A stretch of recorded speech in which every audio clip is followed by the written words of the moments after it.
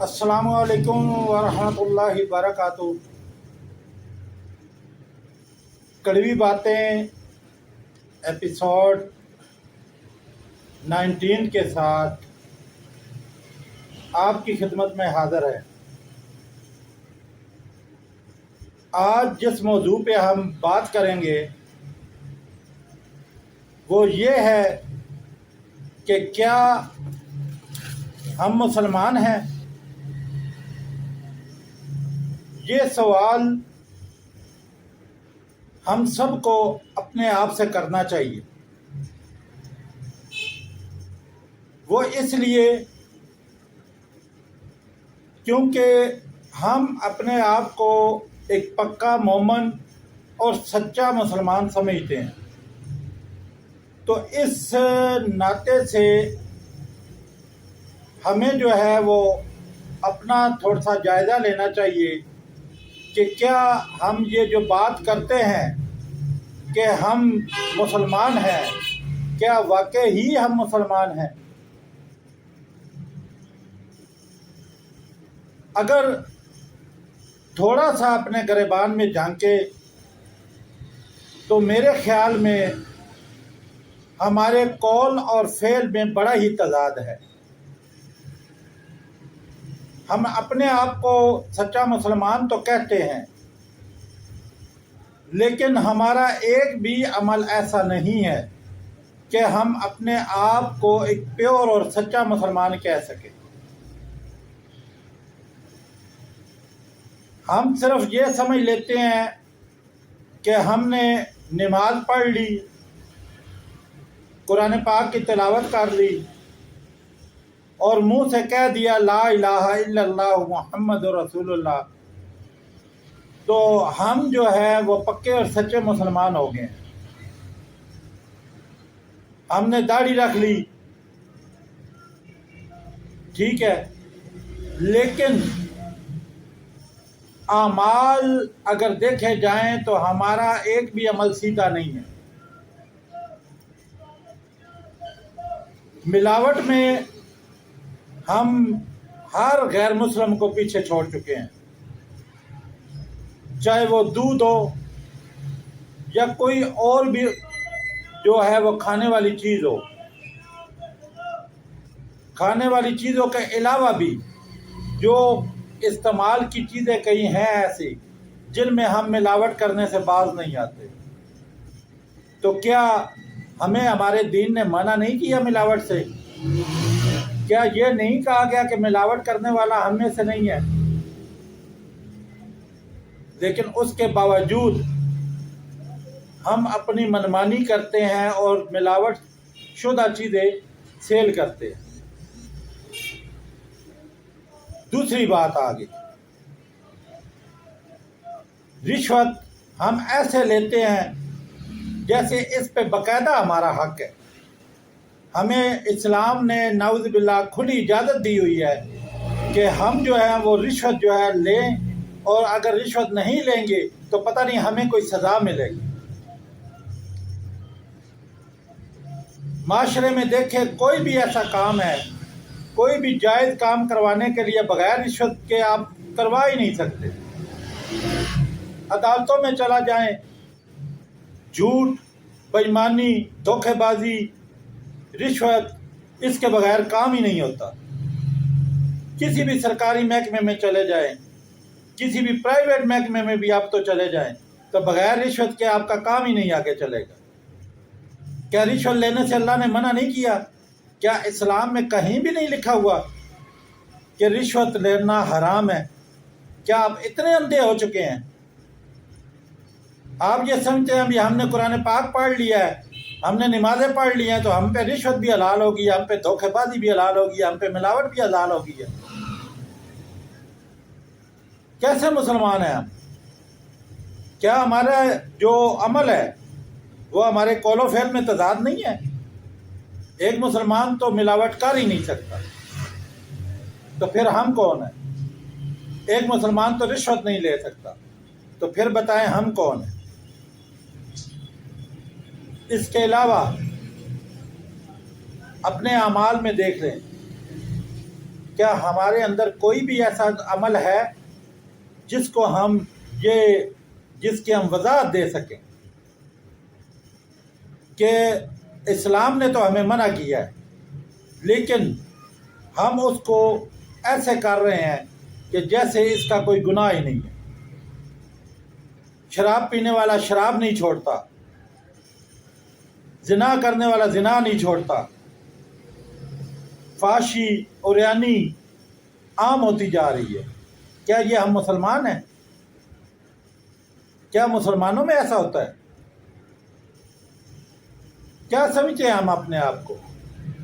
ویسے تو ہم کسی کو بھی کھنگالیں تو ہر کوئی ہمیں عالم نظر آتا ہے، مفتی نظر آتا ہے، جس کے ساتھ بیٹھ کے بات کریں تو وہ فتوے دینے تک آ جاتا ہے بھی یہ اس طرح مسئلہ ہے، یہ ہمیں پتہ ہے، یہ پتہ ہے، یہ خاک پتہ ہے ہمیں کہ ہم اوپر سے ہمیں پتہ ہے کہ یہ چیز گناہ ہے، اوپر سے ہم دڑا دڑ اس گناہ کو کیے جا رہے ہیں۔ روزوں میں دیکھیں ہمارے حالات کیا ہوتے ہیں، پوری دنیا میں چیزیں جو ہے وہ سستی ہوتی ہیں اور ہمارے یہاں ہمیشہ مہنگی ہوتی ہیں۔ ہمیں پورے سال کا پرافٹ کمانے کا جو مہینہ نظر آتا ہے وہ رمضان نظر آتا ہے کہ اس رمضان میں ہم نے ہر دھوکہ بازی کرنی ہے، ہر ذخیرہ اندوزی کر کے ہر طریقے سے ہم نے مال کمانا ہے۔ کہاں لے کے جانا ہے؟ کیا کبھی غور کیا ہے؟ روز قبروں کے پاس جاتے ہو پھر بھی غور نہیں کرتے۔ کیا کبھی کسی کو دیکھا ہے کہ قبر میں جو ہے وہ اپنے اس سال کا پرافٹ لے کے گیا ہو؟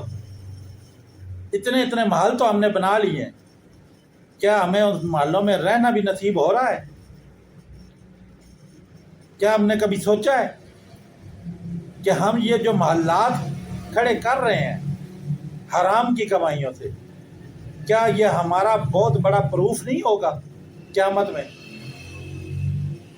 کہ اسی حرام کی کمائی سے ایک پلاٹ خریدا گیا، یا اسی حرام کی کمائی سے پلاٹ کے اوپر تعمیرات کی گئی، اسی حرام کی کمائی سے فریج گھر میں لایا گیا، اسی حرام کی کمائی سے ایئر کنڈیشن گھر میں لایا گیا، اسی حرام کی کمائی سے گھر میں ایسی اپنا فروٹ آ رہا ہے، سبزیاں آ رہی ہیں، گھر میں بڑی بڑی چیزیں آ رہی ہیں، بیڈ نئے آ رہے ہیں، اور چیزیں آ رہی ہیں جو سہولیات کی چیزیں ہیں۔ کیا آپ اپنا پروف خود ہی نہیں اکٹھا کرتے جا رہے کہ کبھی سوچا ہے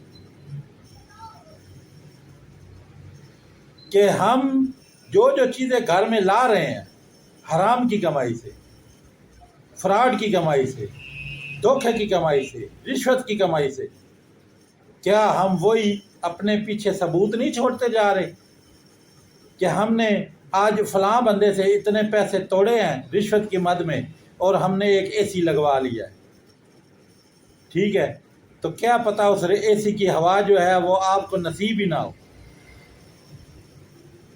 ہمارے سامنے ہزاروں لوگ ایسے جا رہے ہیں کہ جن کے بارے میں یہ کہیں کہ ایسے انہوں نے کوئی ایسا کام کیا ہے اور ساتھ ہی موت آ گئی ہے، وہ پیسہ اس کو استعمال کرنا بھی نصیب میں نہیں۔ کیا ہم نے کبھی سوچا ہے اپنی زندگی پہ کہ ہم خود کو اپنے ہاتھوں سے گھسیٹ کر ایک ایسے گڑھے میں پھینک رہے ہیں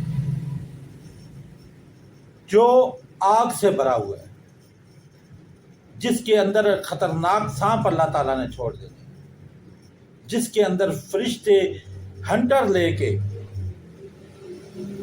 آپ کو مارنے کے لیے باقاعدہ کھڑے ہوں گے؟ کیا ہمیں وہ گڑھا نظر نہیں آ رہا؟ کیا اس بات پہ ہم نے کبھی غور نہیں کیا کہ صرف تھوڑا سا قبر کا منظر میں آپ کے سامنے پیش کرتا ہوں کہ اس قبر کے منظر کو ذرا غور سے دیکھیں، شاید ہمارے اندر کا کوئی مسلمان جاگ جائے۔ کیا ہوتا ہے؟ گھر میں تو ہم بیڈ پہ سوئے ہوتے ہیں، ہمارے آسے پاسے لائٹیں بھی جلتی ہیں، جب دل کیا لائٹ جلا لی، جب دل کیا زیرو کا بلب جلا لیا، اور اگر بجلی نہیں ہے تو یو پی ایس لگایا ہوا ہے اس کی لائٹ آن ہوگی، اگر یو پی ایس نہیں ہے تو جنریٹر چلا لیا، یا کم از کم چارجنگ والی لائٹ تو ہمارے پاس ہوتی ہی ہے۔ ٹھیک ہے، ایک بندہ فوت ہو گیا ہے، چاہے وہ عورت ہے چاہے وہ مرد ہے، فوت ہو گیا، اب کیا ہے، ظاہری اس کا اس دنیا سے بالکل لنک ختم ہو گیا۔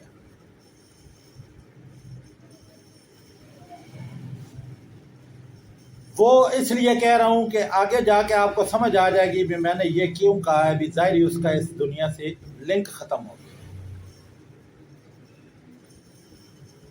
لنک تو مکمل ختم ہو جاتا ہے، لیکن جو میری بات ہے اس کی وضاحت میں آگے جا کے آپ کو دوں گا اور سمجھ بھی آ جائے گی آپ کو۔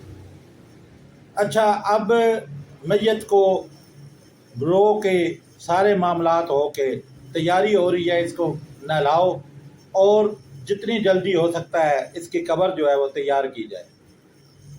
اب آپ کا کوئی رشتہ دار ایسا نہیں ہوگا جو آپ کو اس گھر میں رکھنے کے لیے تیار ہو، چاہے وہ آپ کی بیٹی ہو، چاہے وہ آپ کا بیٹا ہو، چاہے وہ آپ کی بیوی ہو، چاہے وہ آپ کی ماں ہو، باپ ہو، بہن ہو، بھائی ہو، کوئی بھی خود آپ کو اس گھر میں رکھنے کو تیار نہیں ہوگا۔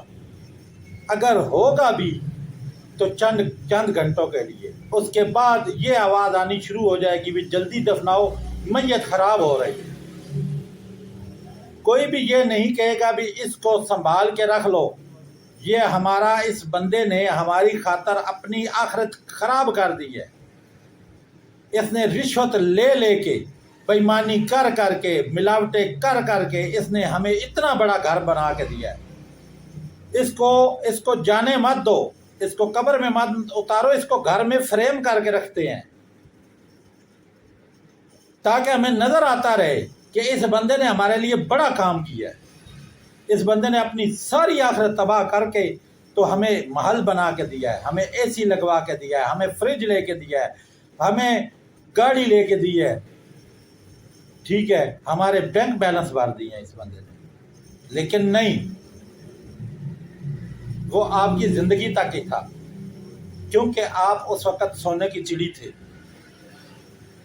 آپ نے پیسہ کمانا تھا، اس لیے آپ کی کچھ عزت ہوتی ہے۔ اب جیسے ہی جسم میں سے جان نکلی، کہیے اس سے جان چھڑواؤ۔ آپ کیسے جان چھڑوانی؟ جان چھڑوانے کے لیے اس کو جلد از جلد جو ہے وہ کفن پہناؤ، نہلاؤ، کفن پہناؤ، ٹھیک ہے، اب اس کو قبرستان کی طرف لے چلو۔ جو لوگ اٹھاتے ہیں وہ بھی کچھ دیر کے بعد کندھا بدلتے ہیں کہ جی ہم سے یہ بھاری ہو گیا، اب کوئی اور ہی آگے اٹھائے۔ جو بیٹے ہوتے ہیں وہ بھی عموماً کیا کرتے ہیں، زیادہ تر ایسا میں نے دیکھا ہے، وہ بیٹے کندھا کم ہی دیتے ہیں، دوسرے لوگ کندھا دیتے ہیں۔ بیٹے کیا کرتے ہیں، بیٹے یہ ظاہر کرتے ہیں بھی ہمیں تو بہت زیادہ غم ہے، ہم سے تو اٹھایا بھی نہیں جا رہا میت، یہ میت اٹھائی بھی نہیں جا رہی، حالانکہ اصل میں سب سے زیادہ اس میت کو حق اس کے بیٹوں کا ہوتا ہے، چاہے وہ ماں ہے چاہے وہ باپ ہے۔ میت اٹھائی جا رہی ہے، لے گئے ہیں قبر میں، اب جناب جی قبرستان میں پہنچے ہیں، وہاں پہ جنازہ گاہ سے جنازہ پڑھایا ہے، جنازہ پڑھاتے گئے ہیں تو دوڑ لگ گئی ہے جی اس کو جلد از جلد قبر میں پہنچاؤ۔ ٹھیک ہے، حکم ربی بھی ہے ابھی جلد از جلد قبر میں پہنچایا جائے، لیکن میں ایز اے انسان جو ہے وہ آپ کو اس کی تھوڑی سی بات کر رہا ہوں، ٹھیک ہے بھئی، ہماری جو دنیاوی سچویشن ہوتی ہے وہ آپ کو کر رہا ہوں، جو اللہ تعالیٰ کے حکم ہے وہ امر ہیں، ان پہ عمل کرنا ہمارے لیے جو ہے وہ باعث ثواب ہے، اور ان سے ہٹنا ہمارے لیے عذاب کا باعث ہے۔ یہ میں صرف آپ کو جو ایک سچویشن بتا رہا ہوں، یہ بتا رہا ہوں جو ہماری دنیاوی کیفیت ہوتی ہے۔ اچھا جی، جتنی جلدی ہو سکتا ہے قبرستان پہنچے، قبرستان پہنچ کے میت کو قبر میں اتارا، ٹھیک ہے، قبر میں اتارا، قبر میں اتارنے کے بعد اب کیا ہوا ہے، قبر کے اوپر پڑیاں رکھی گئی ہیں، جو تھوڑی بہت خوشبو، ارکیات وغیرہ جو ہے وہ اوپر انڈیلے اوپر سے پڑیاں رکھی، پڑیاں ہوگی بند، آپ کا اور باہر کا معاملہ ہو گیا ختم جسمانی طور پہ۔ روحانی طور پہ آپ کا جو معاملہ اس دنیا سے چلتا رہتا ہے وہ یہ ہے کہ وہ آپ کے اعمال ہیں جو آپ کر کے گئے ہیں۔ اب آپ کو میری اس بات کی سمجھ آ جائے گی بھی ظاہری طور پہ آپ کا کیوں ڈسکنیکٹ ہوا ہے۔ اب یہ رابطہ آپ کا قیامت کے دن تک چلتا رہے گا اس دنیا کے ساتھ۔ وہ آپ نے رشوت لی تھی، آپ نے ملاوٹ کی تھی، آپ نے فلاں کام کیا تھا، کسی کو گالی نکالی تھی، کسی پڑوسی کا حق مارا تھا، کسی بہن کا حق مارا تھا، بھائی کا حق مارا تھا، ماں کے ساتھ بدتمیزی کی تھی، باپ کے ساتھ کوئی ایسا سلوک کیا تھا، یہ جو آپ نے دنیا میں سارے معاملات کیے ہوگے، اب جب قبر میں حساب شروع ہوگا، اب یہاں پہ اصل میں جو چیز میں سمجھانا چاہ رہا ہوں وہ یہاں سے سٹارٹ ہوتی ہے۔ آپ دیکھیں قبر میں اب آپ کے یہ دنیا کی ساری سہولیات ختم، جو آپ نے دھوکے بازی سے، رشوت سے، جس طریقے سے بھی آپ نے کمائی تھی کہ میں اس پیسے سے راحت حاصل کروں گا، وہ سب راحت رہ گئی باہر، اور آپ آگے قبر میں اکیلے۔ آپ کے سارے رشتہ دار جن کے لیے آپ نے یہ سارے معاملات کیے وہ سارے کے سارے باہر رہ گئے، اور اب آپ ہیں اور وہ سوال کرنے والے اللہ کے فرشتے ہیں، اس کے علاوہ تیسرا وہاں کوئی بھی نہیں جو آپ کو بچا سکے ان معاملات سے۔ اب وہاں پہ اگر فرض مال آپ کو روح واپس لوٹائی جاتی ہے تو سب سے پہلی بات یہ ہے کہ آپ گھر کا بیڈ، نرم بیڈ جو بستر آپ نے خریدا ہے کسی بھی طریقے سے، دھوکے بازی سے، رشوت سے، کسی بھی حساب سے، اس کی جگہ اب آپ کے نیچے سخت مٹی موجود ہے۔ قبر میں جو آپ نے گھر میں لائٹیں لگائی ہوئی ہیں، اب قبر میں آپ کو کوئی لائٹ نہیں ملے گی، چاہے سردیاں ہیں چاہے گرمیاں ہیں، آپ کو کوئی کمبل، خیس، پنکھا، کوئی چیز بھی نہیں ملے گی، اے سی وغیرہ، ہیٹر وغیرہ، کچھ بھی نہیں۔ اب اس کو امیجن کریں کہ اگر یہ ساری چیزیں قبر میں نہیں ہیں تو پھر انسان کا وہاں حال کیا ہے۔ اس گھٹن میں اگر سردیاں ہیں تو آپ دیکھ رہے ہیں کہ سردیوں میں انتہائی شدید سردی ہوگی، آپ کے جسم کو اللہ تعالیٰ محسوس کروا رہا ہے کہ تو قبر میں بغیر کسی کپڑے کے پڑا ہوا ہے، ایک کفن ہے اور تو ہے، اور سخت سردی ہے، تو کہاں گیا تمہارا وہ ایک ڈبل پلائی والا کمبل، تمہارا ہیٹر کہاں سے لے کے آؤ گے؟ وہ تو آپ باہر چھوڑ گئے۔ اور اگر گرمی ہے تو شدید گھٹن ہے، شدید دھوپ کی جو ہے تپش پڑنے کی وجہ سے اندر شدید حبس ہو گئی، تو اے سی کہاں سے لاؤ گے؟ وہ تو آپ کا باہر پڑا ہوا ہے، جس کو آپ نے حرام کی کمائی سے کما کے تو اپنے گھر میں لگوایا تھا۔ اب اس چیز کو امیجن کریں کہ اگر فرشتے ہمیں عذاب نہ بھی دیں، فرشتے ہمارے سے سوال نہ پوچھیں، ان چیزوں کو سائڈ پہ بھی رکھ دیں، تو قبر کی کنڈیشن کو صرف آپ سوچیں، بھئی آپ ہل بھی نہیں سکتے، وہاں پہ آپ کا جسم حرکت بھی نہیں کر سکتا، لیکن اللہ تعالیٰ آپ کو محسوسات دے دیتا ہے کہ شدید سردی ہے پر آپ کچھ بھی نہیں کر سکتے، یا شدید گرمی اور حبس ہے اور آپ وہاں پہ کچھ بھی نہیں کر سکتے، ایک بند ڈبے میں پڑے ہوئے ہیں۔ تو آپ خود بتائیں بھی گھر کے اندر اگر کئی دفعہ ایسا ہوتا ہے کسی بیماری کی وجہ سے گھبراہٹ شروع ہو جاتی ہے، یا کسی ایسے کھانے کی وجہ سے گھبراہٹ شروع ہو جاتی ہے، تو ہم کیا کرتے ہیں؟ وہ فوراً جا کے جناب جی بوتل لے کے آؤ، शिकंजी बना लो, फलां काम कर लो, पंखा चला दो, एसी चला दो, और वहाँ क्या करेंगे जहाँ पे कोई हमारा पुरसाने हाल नहीं होगा? क्या करेंगे वहाँ? और अगर सर्दी है, जिस्म को सर्दी लगती है, हम रज़ाई ले लेते हैं, और सर्दी लगती है, घर में कहते हैं हीटर चला लो, बिजली है हीटर चला लो, गैस है हीटर चला लो, वहाँ पर क्या करें? खुदा के लिए इस चीज़ को समझें कि जो कुछ हम यहाँ बो रहे हैं, जो कुछ कर रहे हैं, अगर फरिश्ते हमसे सवाल ना भी करें तो कब्र का मंजर इंतहाई होलनाक है।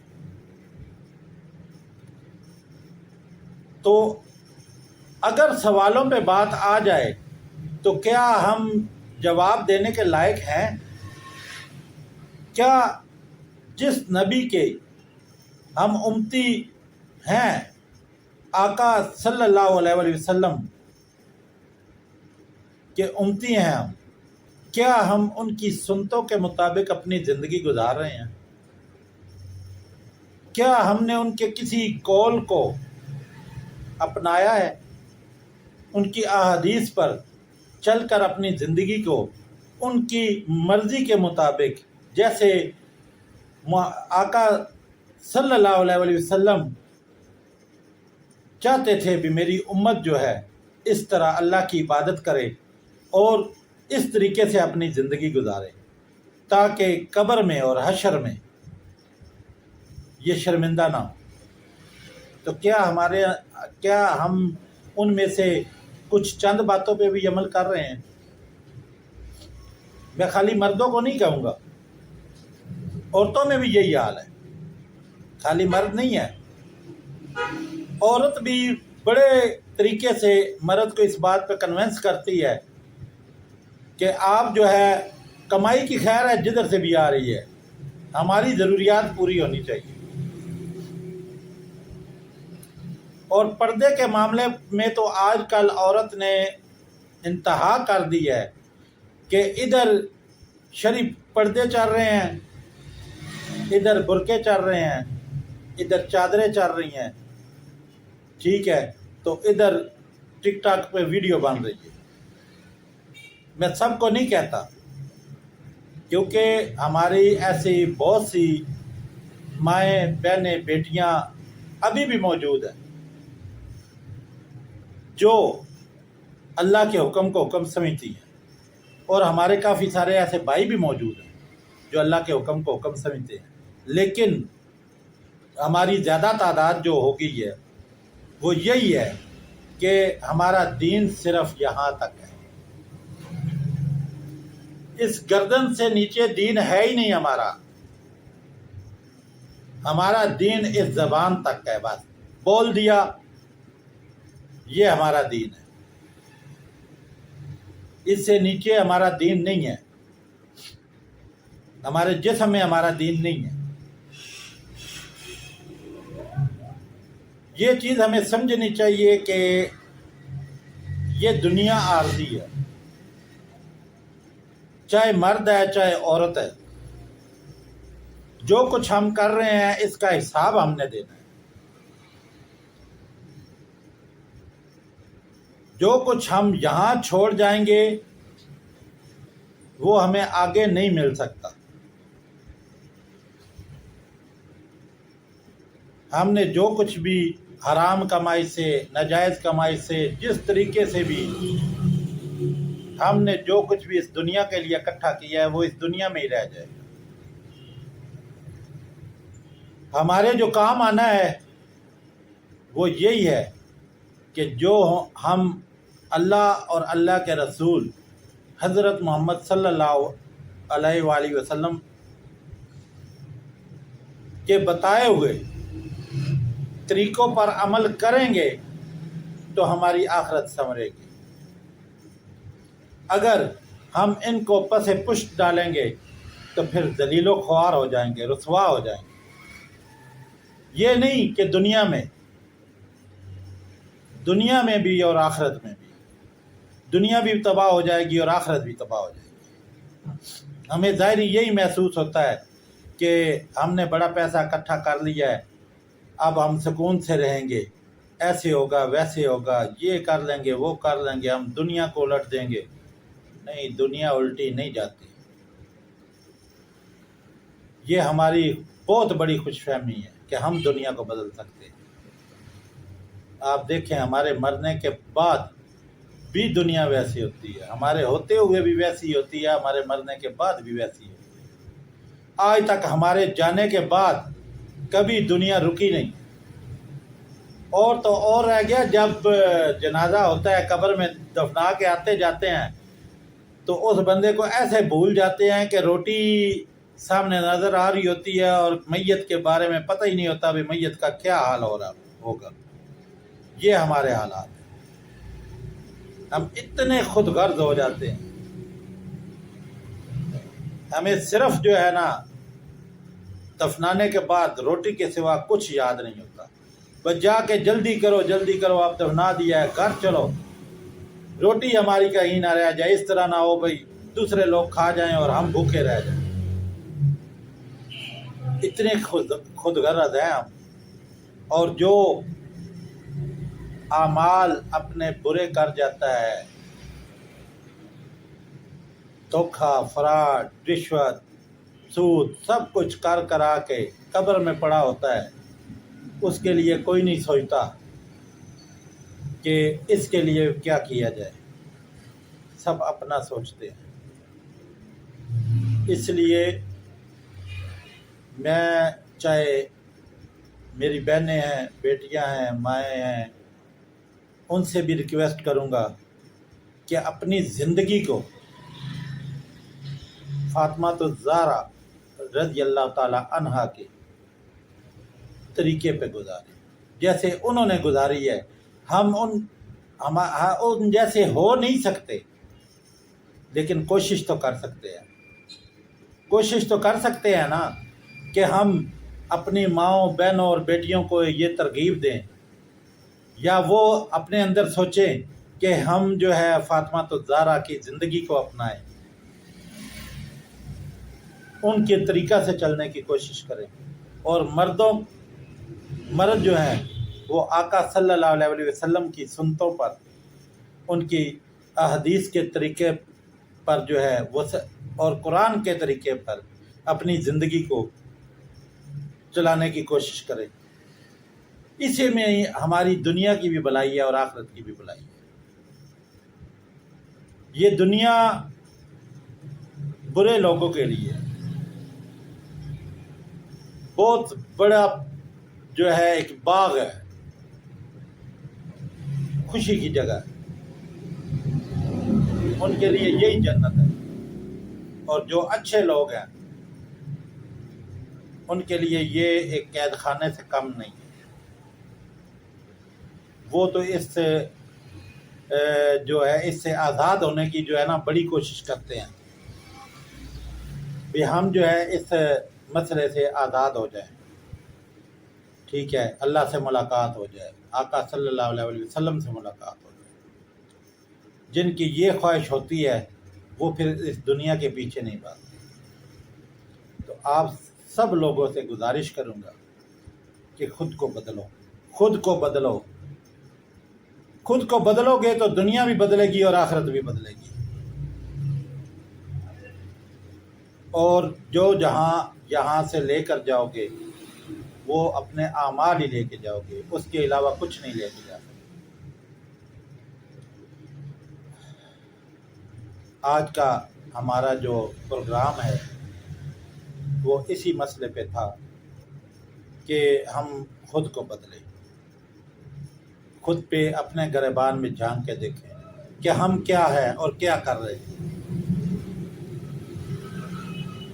تو خدا را بدلو خود کو، یہی آپ سے میری ریکویسٹ ہے۔